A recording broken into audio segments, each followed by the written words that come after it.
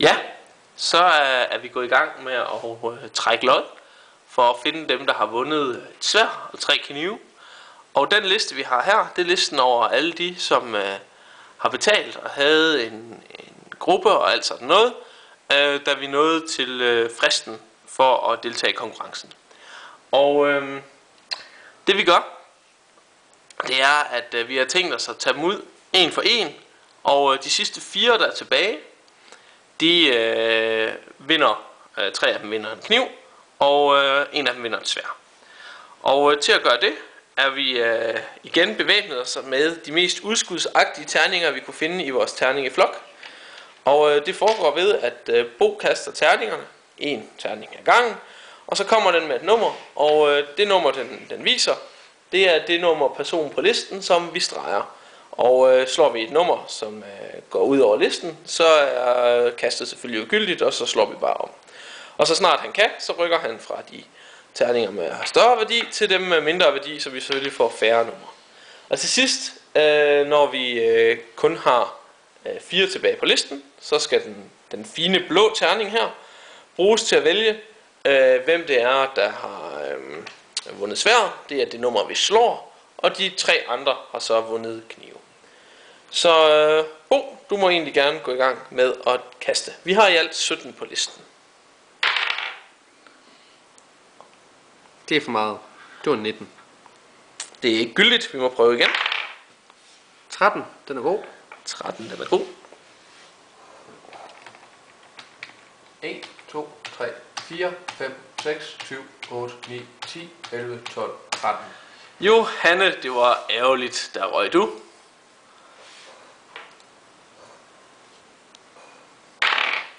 20. Det er også uden for listen igen. Det er den god til. 19. Det vil være en god rigtig udskudsterning. Den vil være god til D&D, men ikke så god til at udvælge folk. 9. Nummer 9. 1, 2, 3, 4, 5, 6, 7, 8, 9. Det var ærgerligt, Thor Lener. Der røg du. 9. Det findes jo. Det kan så være den næste. Ellen, det var ærgerligt, så er du ud af konkurrencen. 12. 1, 2, 3, 4, 5, 6, 7, 8, 9, 10, 11, 12. Nadja, du er det svageste led. Farvel. Udskud.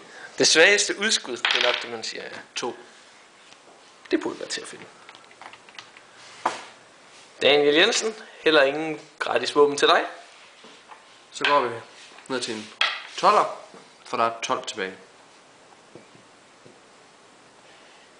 Ja. 10.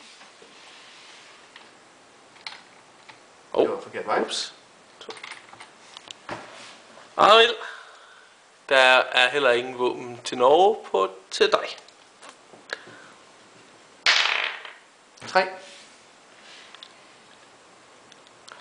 1, 2, 3. Emil Greve, du må også medbringe egne våben. Så rykker vi ned igen. Til en 10'er. Ussel, hvid, ensfarvet 10'er. Ja, den er nok ikke meget at se på. 1. Nummer 1. Søs, det var dig, der røg der. Nummer 6. Nummer 6. 1, 2, 3, 4, 5, 6. Andreas, det var dig.